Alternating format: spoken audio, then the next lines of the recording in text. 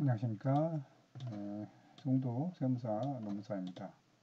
오늘은 건설업 부가가치세법 중에서 지난 시간에 이어서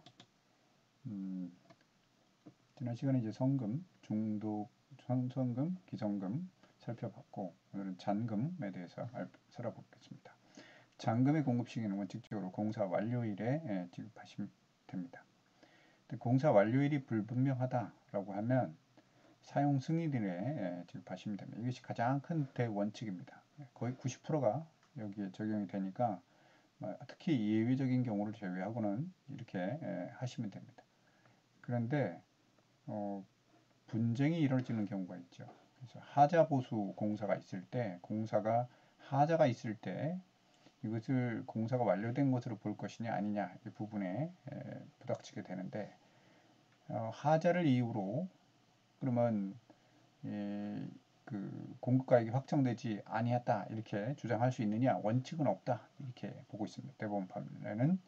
그럼 하자는 하자고 별도로 공사 완료는 완료니까 공사를 일단 완료된 걸로 보고 적어도 사용 승인일까지는 세금계산서를 발행해야 된다 이런 얘기죠.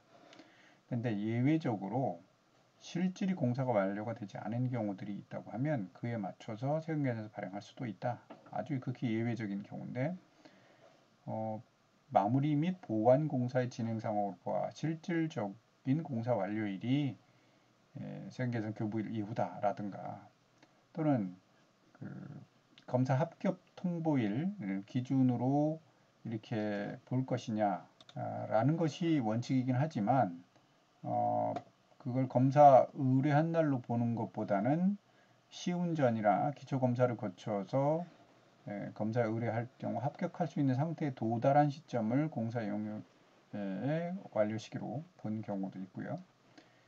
또 사용 승인 이후에 소송이 이루어져서 도급 금액의 변경 소송을 제기해서 판결이 확정됐다고 하면 그 판결 확정일이 공급 시기로 보는 예외가 있습니다. 그러나 대부분의 경우 원칙은 공사 완료일이고 적어도 사용 승인일까지는 잔금에 대해서 세금계산서를 발행하셔야 된다 이런 얘기입니다. 예를 들어서 보면 대금 지급 조건이 잔금이 준공 후 20일 내에 지급하기로 한다 할 때 준공이 6월 말일이면 20일이니까 7월 20일까지 대금을 지급하는데 세금계산서 발행은 언제 날짜로 하느냐?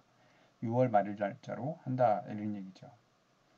잔금을 그때 지급받는다고 해서 세금계산서를 7월 20일 날짜로 발행하는 게 아니라 6월 30일 대금 지급 조건하고 상관없이 공사 용역이 완료된 날로 한다.